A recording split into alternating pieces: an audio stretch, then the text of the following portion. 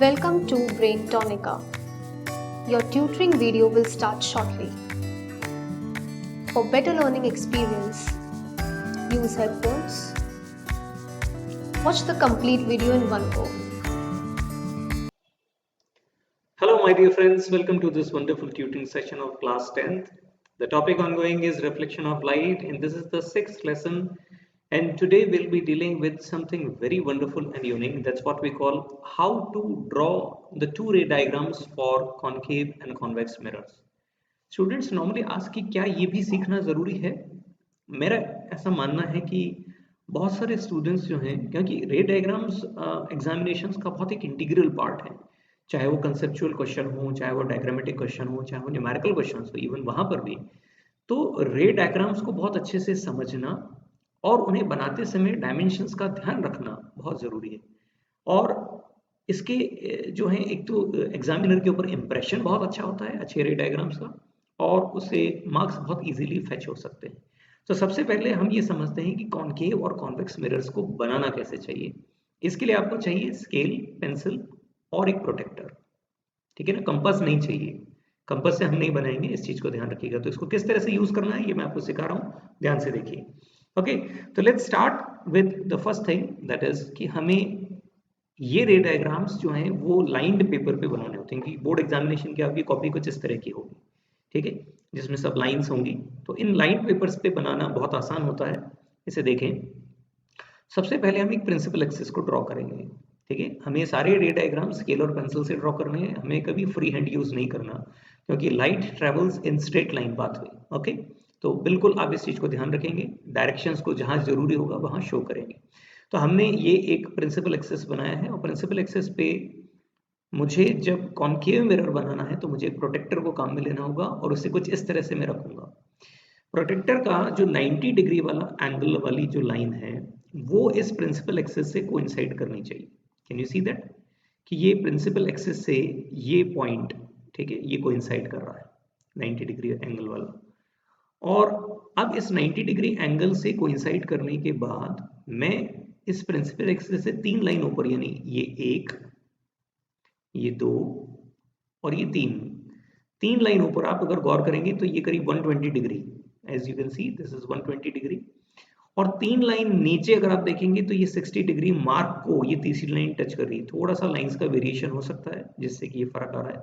तो इससे हम क्या करते हैं, हम हमारी पेंसिल से, एक शार्प पेंसिल से 120 डिग्री से और 60 डिग्री तक लाइन ड्रॉ कर देते हैं, खींच देते हैं प्रोटेक्टर के सहारे सहारे।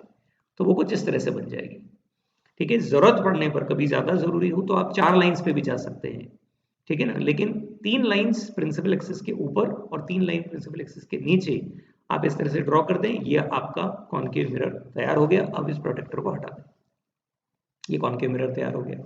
अब ये बताने के लिए कि कॉनकेव मिरर है, नॉर्मली हम क्या करते हैं, हम इसके पॉलिश साइड को कुछ इस तरह से दिखाते हैं। ये पॉलिश साइड है, इसको एक शेडिंग के इस पैटर्न से शो किया जाता है, ठीक है ना। तो कॉनकेव मिरर के लिए बल्जिंग साइड क्योंकि पॉलिश्ड होता है, तो उस पॉलिश साइड को हम इस तरह से शो करेंगे। This is the most common way of showing the polish side. अब आप यहां पर जहां ये प्रिंसिपल एक्सिस से कट कर रहा है, इसे तो हम पोल कहेंगे। अब पोल के बाद आपको प्रिंसिपल फोकस और सेंटर ऑफ कर्वेचर बनाने हैं। तो मेरी आपसे रिक्वेस्ट है कि इसका डायमेंशन आप ध्यान रखें, ये डायमेंशन आप 3 सेंटीमीटर रखें। तो प्रिंसिपल एक्सिस पे पोल से 3 सेंटीमीटर दूरी पर प्रिंसिपल फोकस, ठीक है, ये प्रिंसिपल फोकस ये करीब यहां से 3 सेंटीमीटर के डिस्टेंस पर होगा, और ठीक इतने ही डिस्टेंस पे सेंटर ऑफ कर्वेचर होगा, ठीक है ना। तो सेंटर ऑफ कर्वेचर जो है वो यहां से और 3 सेंटीमीटर के डिस्टेंस पर। ओके, तो अगला ये 3 सेंटीमीटर का डिस्टेंस जो है वो ये हो गया, ठीक है। दिस इज 3 सेंटीमीटर, अगेन ये रखा जा सकता है। तो आप सबसे पहले तो कॉनकेव मिरर बनाने की प्रैक्टिस कीजिए, ठीक है। एक बार फिर से समझ लीजिए, लाइन पेपर पे प्रिंसिपल एक्सिस ड्रॉ करने के बाद में प्रोटेक्टर रख के 3 लाइन ऊपर और 3 लाइन नीचे, प्रोटेक्टर की 90 डिग्री वाली लाइन इससे कोइंसाइड होनी चाहिए।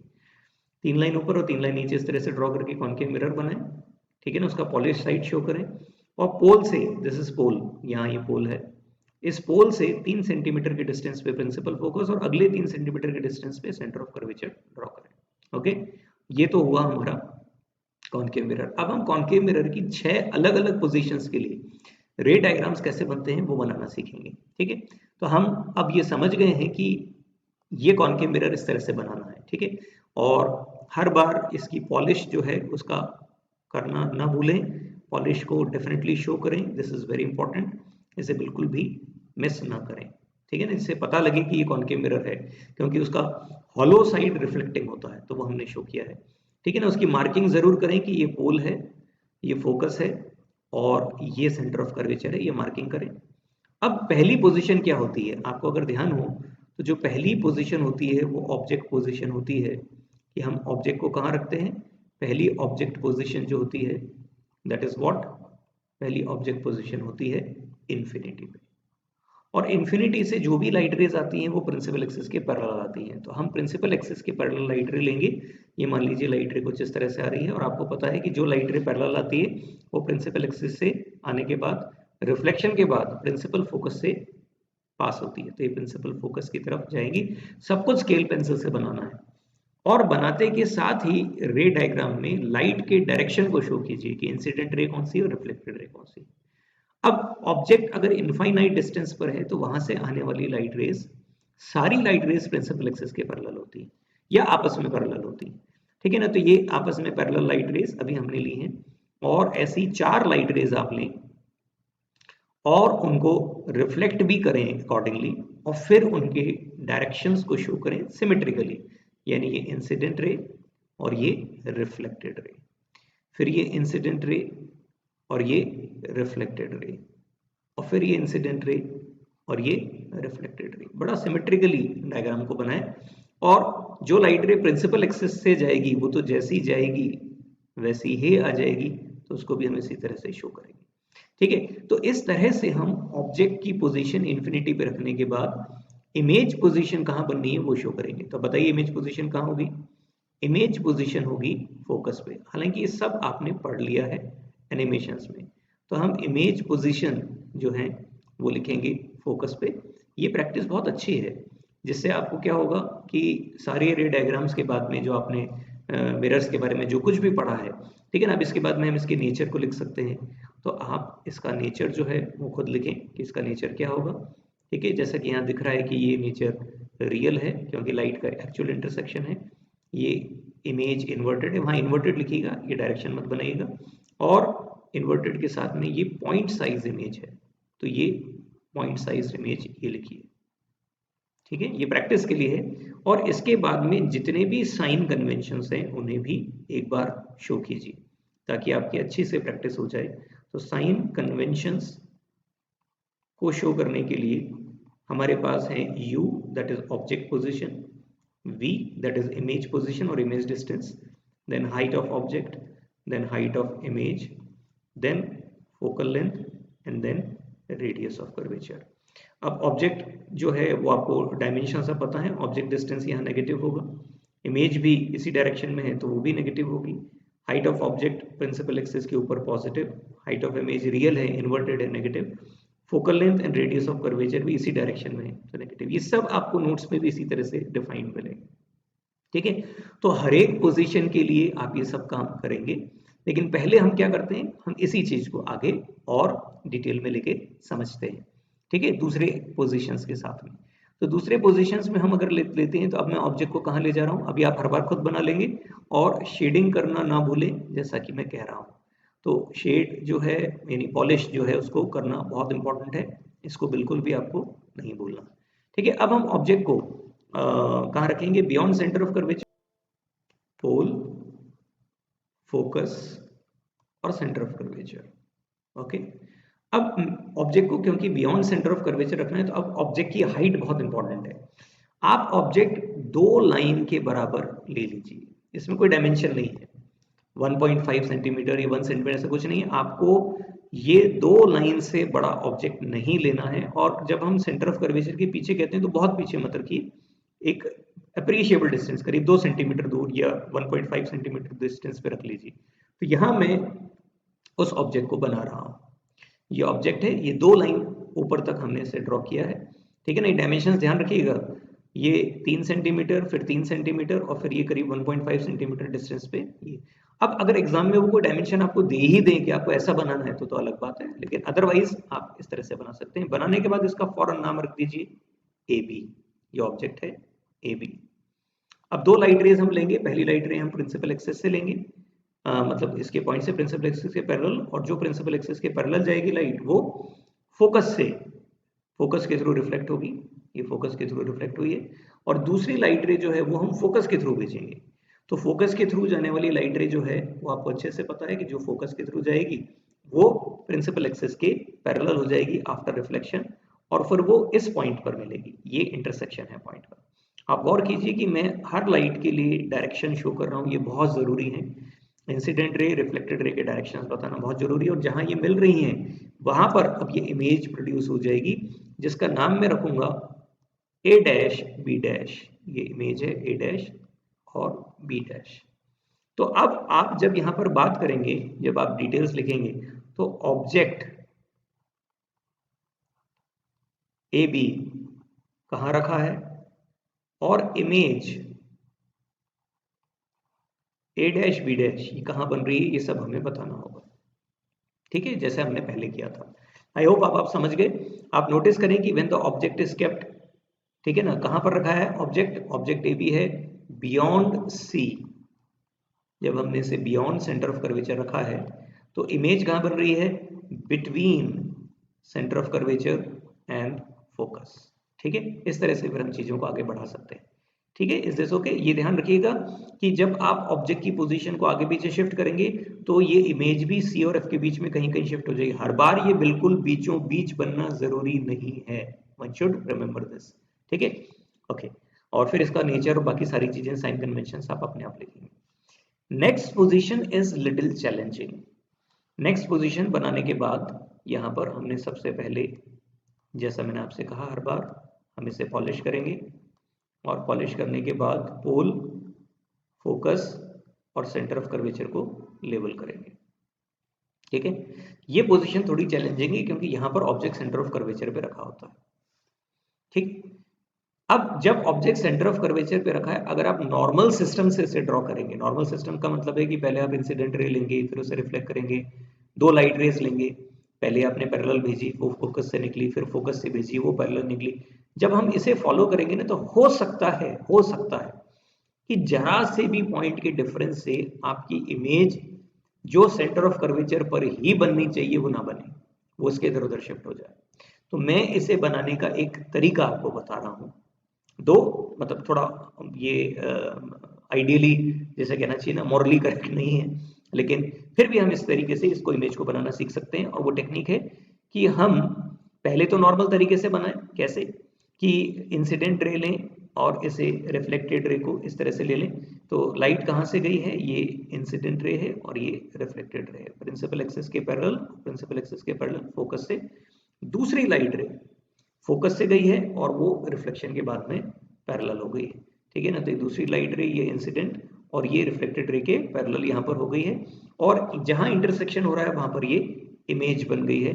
एज यू कैन सी कि अगर ऑब्जेक्ट है ए बी और ये इमेज बन रही है ए डैश बी डैश। आप में से कोई स्टूडेंट कह सकता है कि ये एग्जैक्टली वैसी तो बनी नहीं रही, जब आप कह रहे थे कि ये लाइन, दो लाइन बराबर आपने लिया है तो ये भी दो लाइन के बराबर है।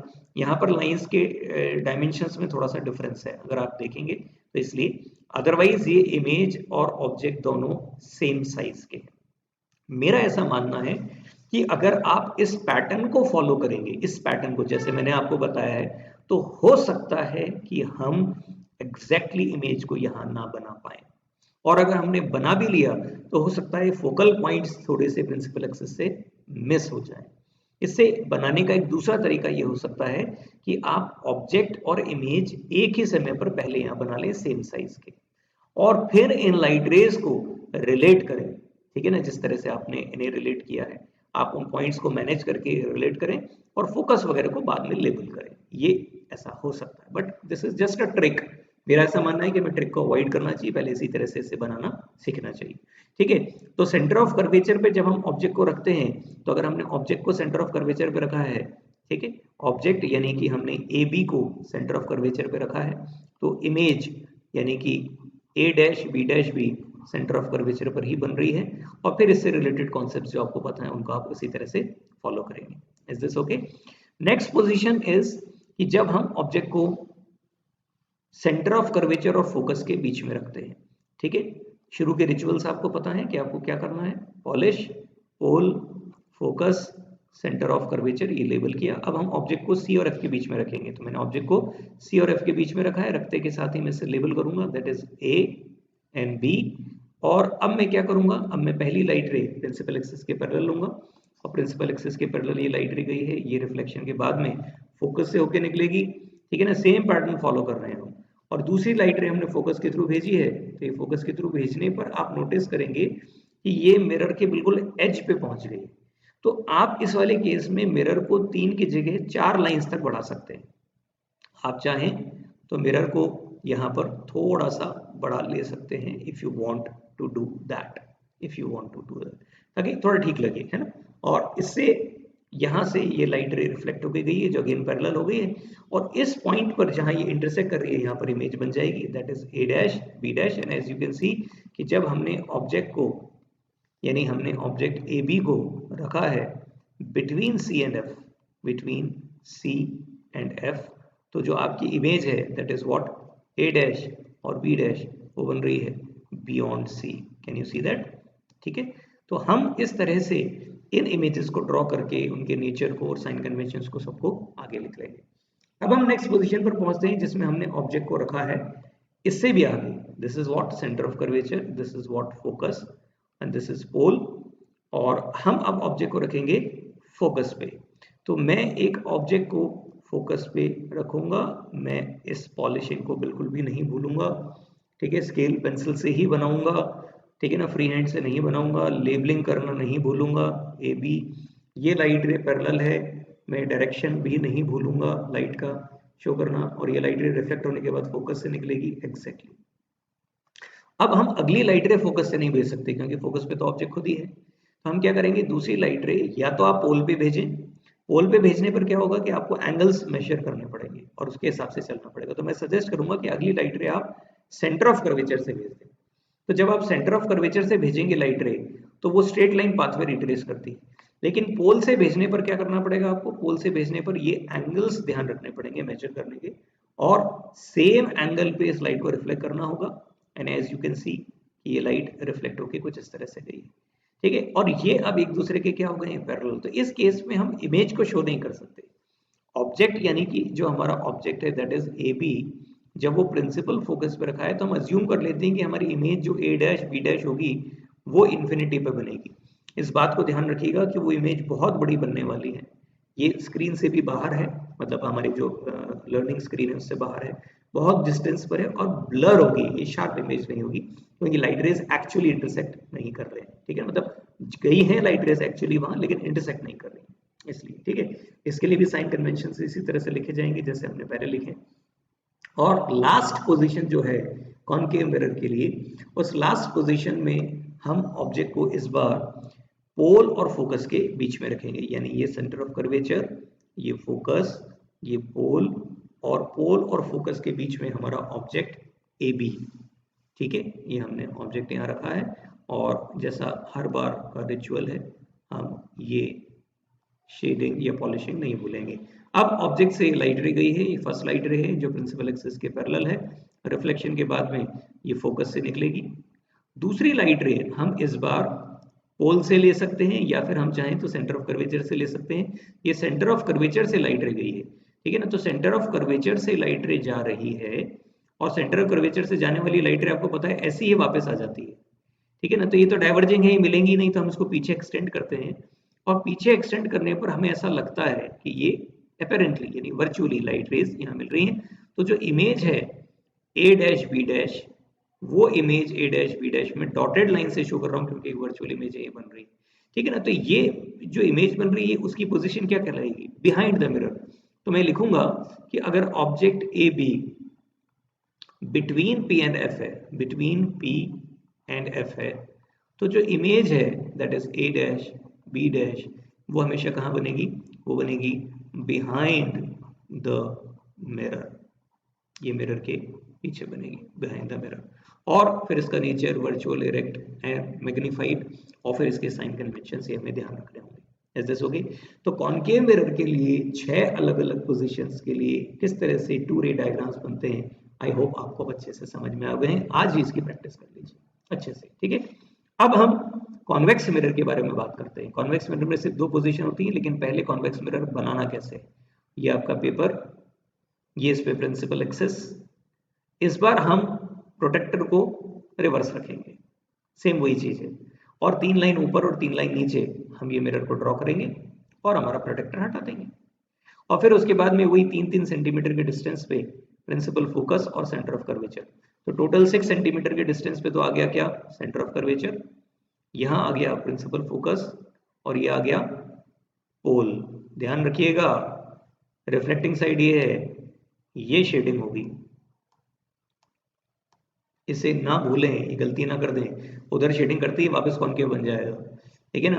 तो बल्जिंग साइड इस बार रिफ्लेक्टिंग है और हॉलो साइड इस बार क्या है, वो पॉलिश्ड है। तो ये रिफ्लेक्टिंग साइड है, तो ऑब्जेक्ट यहां रखा जाए, यहां नहीं रखे जाएंगे, लेकिन फिर भी ये डिस्टेंसेस तो हमें मेजर करके शो करने ही होंगे, ठीक है? इसी तरह से अब हम यहाँ पर उन 2 पोजीशंस पे इमेज को शो करेंगे, किस तरह से इमेजेस बनेंगी उनको हम देखेंगे। तो पहली जो कंडीशन है जिसमें हम सबसे पहले इनकी लेबलिंग करते हैं, पोल, फोकस और ये सेंटर ऑफ कर्वेचर। और पोल, फोकस और सेंटर ऑफ कर्वेचर पे हमने यहाँ पर ये आपके सामने ये शेडिंग कर दी है, और ये शेडिंग करने के बाद में अब मैं ऑब्जेक्ट का रखूंगा। पहला ऑब्जेक्ट की पोजीशन क्या होती है, याद कीजिए, बताइए मुझे कि हम ऑब्जेक्ट कहाँ रखते हैं। फर्स्ट केस में हम ऑब्जेक्ट को रखते हैं इन्फिनिटी पे, और जब हम इन्फिनिटी पे ऑब्जेक्ट को रखते हैं तो इन्फिनिटी पे जो लाइट रेज हैं वो हमेशा प्रिंसिपल एक्सिस के पैरेलल आएंगी, ये प्रिंसिपल एक्सिस के पैरेलल आएगी, और प्रिंसिपल एक्सिस के पैरेलल आने वाली लाइट रे पोस्ट रिफ्लेक्शन फोकस के अलोंग वो रिफ्लेक्ट होती है। तो ये रिफ्लेक्शन जो है ये फोकस के अलोंग, ध्यान रखिए, ये बिल्कुल इससे कोइंसाइड होना चाहिए। ये ऐसा नहीं होना चाहिए कि ये लाइट रेज कोइंसाइड इससे नहीं हो, नहीं तो आपका आंसर या आपका डायग्राम गलत हो जाएगा, ठीक है? तो ये लाइन ड्रॉ करने से पहले आपका स्केल इससे पूरी तरह से कोइंसाइड करना चाहिए फोकस से, ठीक है? दूसरी लाइट रे इसके लिए, ठीक है ना, ये रिफ्लेक्शन, ये रिफ्लेक्टेड रे, तीसरी यहां से इसके लिए रिफ्लेक्शन, ठीक है? इसे ना भूलें, लेबल करना, मार्क करना, डायग्राम्स मतलब इसके एरो लगाना लाइट के डायरेक्शन, और चौथी लाइट रे इस तरह से। और आप नोटिस करें कि सारी की सारी फोकस के थ्रू जो है डाइवर्ज हुई है। तो मैं जो आपसे कह रहा था कि ये येलो कलर की लाइन इस ग्रीन कलर की डॉटेड लाइन से पूरी तरह से कोइंसाइड होनी चाहिए, ये गड़बड़ नहीं होनी चाहिए कि इसका डायरेक्शन और ये डायरेक्शन मैच नहीं कर रहे, ये बिल्कुल होने चाहिए। बीच वाली इस प्रिंसिपल एक्सिस के लिए भी हम लाइट रे को ऐसे भेज के और वापस से रिट्रेस कर देंगे। तो ये जो इमेज है, वर्चुअल इमेज जो है आपकी, ये ऑब्जेक्ट अगर हमारा इन्फिनिटी पर है तो इमेज हमारी कहाँ बनती है, फोकस पे बनती है। इसका नेचर इस बार ये वर्चुअल है, इरेक्ट है, और पॉइंट साइज इमेज यहाँ पर बन रही है, और फिर उसके साइन कन्वेंशन जैसे आपने पहले लिखे थे उसी तरह से लिखने। ध्यान रखें कॉन्वेक्स मिरर में सिर्फ 2 पोजीशन है, तो जो दूसरी पोजीशन है उस दूसरी पोजीशन में हमें ये ध्यान रखना पड़ेगा कि हम इस बार जो पोजीशन लेंगे ऑब्जेक्ट की वो है एनीवेयर। तो पहले सबसे पहले पॉलिश करना मिरर की, और पॉलिश करने के बाद में पोल, फोकस और सेंटर ऑफ कर्वेचर को लेबल करना, और फिर ऑब्जेक्ट को हम इन्फिनिटी के अलावा कहीं पर भी, इस पोजीशन को कहते हैं ऑब्जेक्ट हमने लिया है, सपोज ऑब्जेक्ट है हमारा ए बी, जिसको हमने रखा है कहीं पर भी, that is what we call anywhere. तो अगर हम ऑब्जेक्ट को एनीवेयर रख रहे हैं तो हम यहाँ से करीब 3-4 सेंटीमीटर डिस्टेंस पे ये ऑब्जेक्ट ए बी, और वो वही करीब 2 लाइन बड़ा, 2 लाइन के टच करता हुआ, ठीक है? पहली लाइट रे हम यहाँ पर पैरेलल लेंगे, और पैरेलल लाइट रे फोकस के अलोंग डाइवर्ज होगी, तो ये फोकस के अलोंग हमने डाइवर्ज कर दी। और दूसरी लाइट रे सेंटर ऑफ कर्वेचर को मार्क करके आती है, तो जैसी वो आती है वो एग्जैक्टली वैसी ही चली जाती है, आपको पता है, ठीक है ना? तो हम इसको जैसी आई है वैसे ही भेज देंगे, और जब हम इन्हें पीछे एक्सटेंड करेंगे तो जहां वो इंटरसेक्शन हो रहा है, वर्चुअल इंटरसेक्शन, उस वर्चुअल इंटरसेक्शन के हिसाब से ये इमेज ए डैश और बी डैश यहाँ बन जाएगी पी और एफ के बीच में। तो you can see image A dash और बी डैश पी और एफ के बीच में बनी हुई है, between P and F. Is this okay? As you can see that. और अगेन हम इसके लिए इसका nature, virtual, erect and smaller image बना सकते हैं, लिख सकते हैं, साइन कन्वेंशंस इसके लिख सकते हैं, object distance, image distance, height of object, height of image, focal length, radius of curvature. इसकी एक बार प्रैक्टिस कर लीजिए। तो हमने कॉनकेव मिरर्स की 6 और कॉन्वेक्स मिरर की 2 पोजीशन के लिए सारे रे डायग्राम्स हमने देख लिए, टोटल 8 रे डायग्राम्स हमने देखी। आज ही इसे बहुत अच्छे से प्रैक्टिस कर लीजिए। ओके, तो सी इन द नेक्स्ट सेशन, जहां पर हम मिरर्स के यूजेस और न्यूमेरिकल प्रॉब्लम्स जो बची हैं उनको डिस्कस करेंगे। ठीक है, till then bye bye. Learned awesome concepts? Now time to test your learning. Try the lesson and quiz to evaluate your learning. Make sure you score 80% or more in the quiz before you jump to the next video.